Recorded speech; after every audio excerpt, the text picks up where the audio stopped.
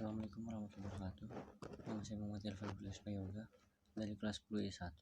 Di sini saya akan menceritakan tentang berpikir sejarah dan manusia dan sejarah. Pengertian sejarah. Sejarah memiliki bermacam-macam makna, baik dalam bahasa asing, bahasa Indonesia, maupun bahasa daerah. Namun, intinya sejarah adalah peristiwa yang terjadi di masa lampau. 1. Pengertian berdasarkan etimologi. Secara metodologis, makna atau kata istilah sejarah berasal dari bahasa Arab syajarah yang artinya pohon. Kata sejarah tersebut memiliki berarti pertumbuhan, asal-usul, keturunan, dan silsilah. Maksudnya bahwa sejarah itu ibarat sebuah pohon yang terus berkembang dari akar sampai ranting. Di dalam bahasa Indonesia, kata sejarah berasal dari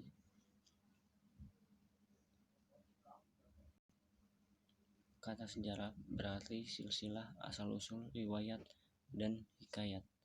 Menurut Kamus Besar Bahasa Indonesia, pengertian sejarah adalah pengetahuan atau uraian tentang peristiwa dan kejadian yang terjadi pada masa lampau. 2. Pengertian sejarah menurut beberapa pakar. Untuk dapat memahami pengertian sejarah yang lebih dalam dan luas, beberapa pakar telah mengemukakan pendapatnya tentang pengertian sejarah.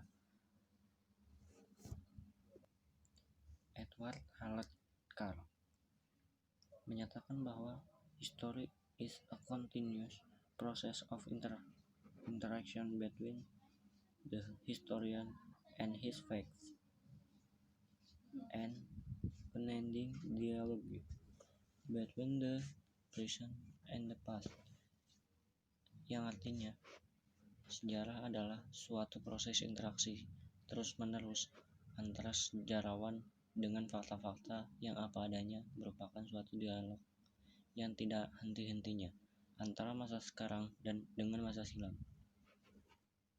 Robert V. Daniels menyatakan bahwa history is the memory of human group experience. Artinya, sejarah adalah kenangan pengalaman umat manusia. James Banks menyatakan bahwa all past event is history. History can help students to understand human behavior in the past, present, and future. Atau new goals for historical studies. Artinya, sejarah adalah semua peristiwa masa lampau. Sejarah dapat membantu para siswa untuk memahami perilaku manusia pada masa yang lampau, masa sekarang, dan masa yang akan datang. Ibnu Khaldun mendefinisikan sejarah sebagai catatan tentang masyarakat umat manusia atau peradaban dunia yang berisi perubahan-perubahan yang terjadi pada watak masyarakat itu. Mengacu pada 4 definisi tersebut, maka pada esensinya sejarah adalah sebagai berikut. 1. Sebagai suatu ilmu pengetahuan. 2. Tersusun sebagai hasil penyelidikan. 3. Berlaku dalam masyarakat dan menafsirkan keadaan-keadaan yang telah berlalu. Unsur-unsur dalam konsep sejarah. Dari uraian di atas dapat disimpulkan bahwa sejarah adalah suatu ilmu pengetahuan yang mempelajari peristiwa atau kejadian yang telah terjadi pada masa lampau dalam kehidupan umat manusia. Menurut R. Ali, sejarah terdiri dari atas 3 unsur penting. Pertama, peristiwa dalam kehidupan manusia pada masa lampau. Kedua, cerita tentang peristiwa masa lalu atau resgeste yang tersusun secara sistematis atau rerum gestarerum.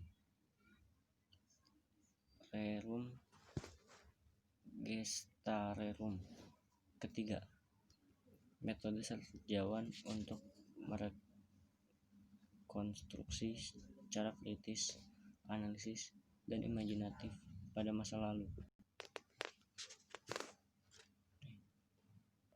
Berpikir diakronik dan sinkronik dalam proses analisis dan interpretasi sejarah. Kronologis diambil dari bahasa Yunani, yaitu kronos atau kronos, yang berarti waktu, dan logos yang berarti ilmu. Maka kronologi dapat diartikan sebagai ilmu yang mempelajari waktu atau sebuah kejadian pada waktu tertentu. Kronologi adalah catatan yang kejadian-kejadian yang diurutkan sesuai dengan waktu terjadinya. Unsur-unsur dasar kronologi. Menurut Alexander de Xenopol, peristiwa yang terjadi berulang-ulang dipelajari oleh ilmu pengetahuan alam atau IPA, sedangkan peristiwa berurutan merupakan objek dalam ilmu sejarah. Oleh karena itu, sejarah menitikberatkan urutan dalam penelitian sejarah. Urutan yang dimaksud adalah pertumbuhan dan perkembangan, baik secara evolutif maupun revolutif. Pendekatan diakronik dan sinkronik dalam sejarah diliput oleh konsep diakronik, konsep sinkronik, dan persilangan antar konsep diakronik dan sinkronik. Pendekatan diakronik dan sinkronik dalam sejarah diliput oleh konsep diakronik, konsep sinkronik, dan persilangan antar konsep diakronik dan sinkronik. Manusia, perubahan, dan keberlanjutan. Keterkaitan perubahan dengan sejarah.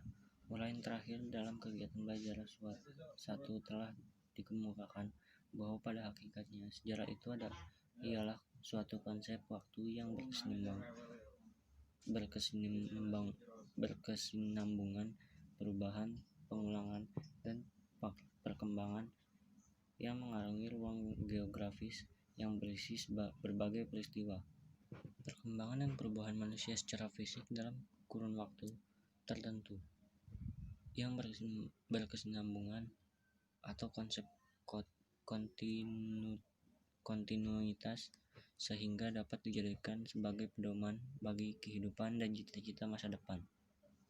Konsep perubahan dalam sejarah.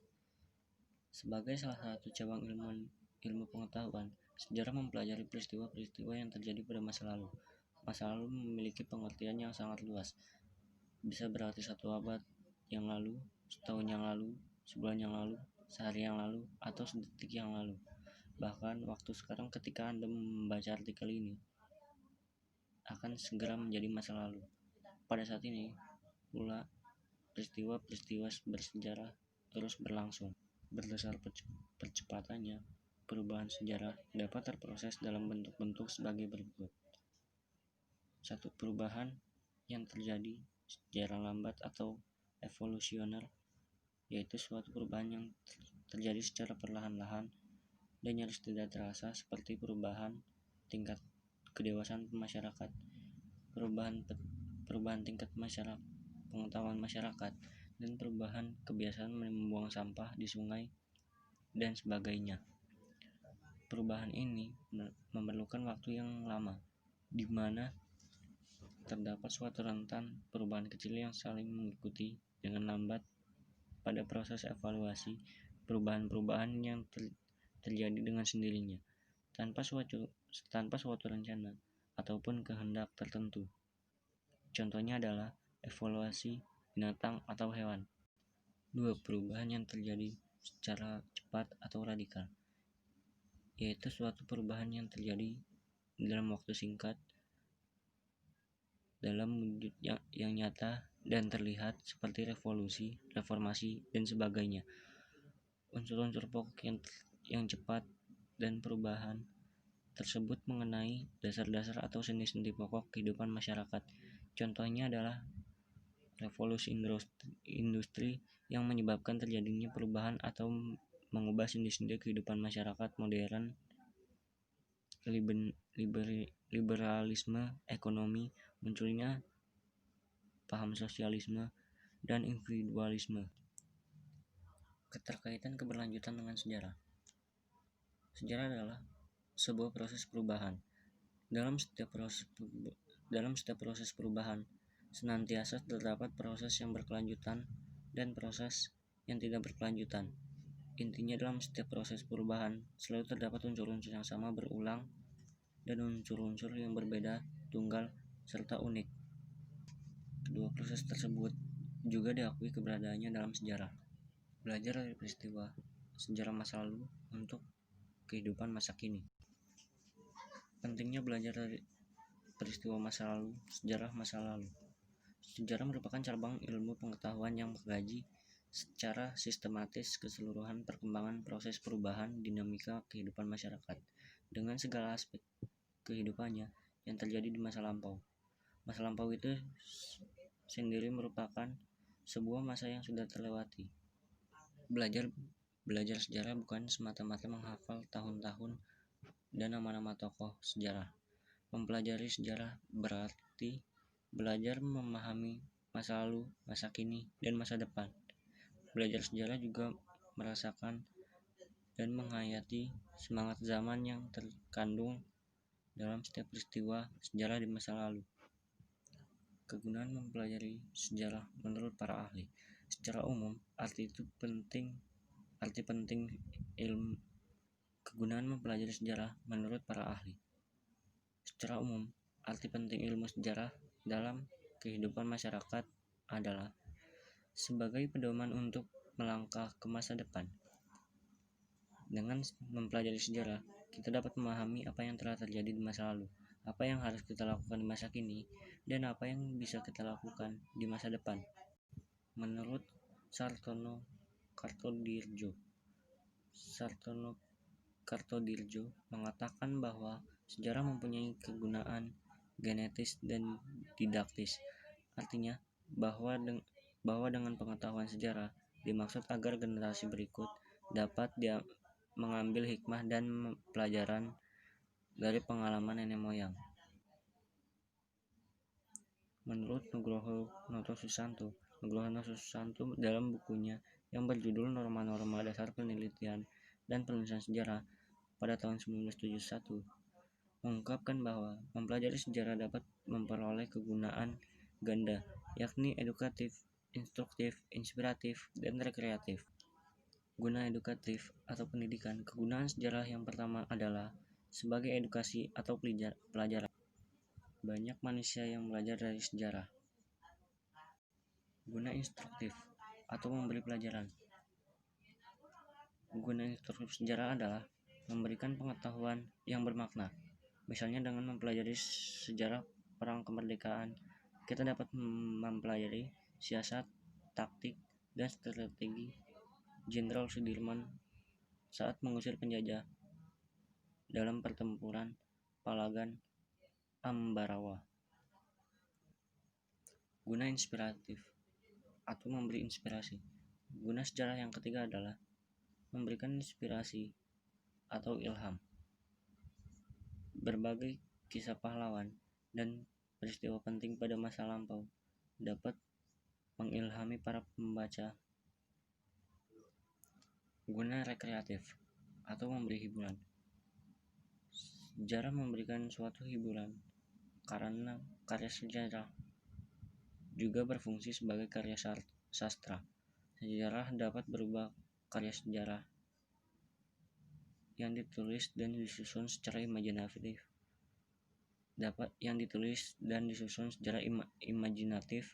agar menarik pembaca, seperti saat membaca sebuah kisah roman yang indah. Menurut Kunto Wijoyo, dalam buku Pengantar Ilmu Sejarah, sejarah memiliki bangunan intrinsik dan ekstrinsik. Secara intrinsik artinya kegunaan bagi ilmu sejarah itu sendiri. Guna ekstrinsik artinya kegunaan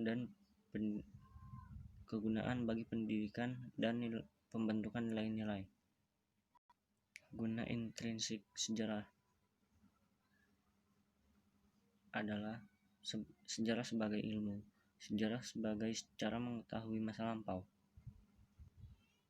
Guna ekstrinsik sejarah secara umum Sejarah mempunyai fungsi pendidikan, yaitu sebagai pendidikan moral, penalaran, politik, kebijakan, perubahan, masa depan, keindahan, dan ilmu bantu. Sekian dari saya, kurang lebihnya mohon dimaafkan. Wassalamualaikum warahmatullahi wabarakatuh.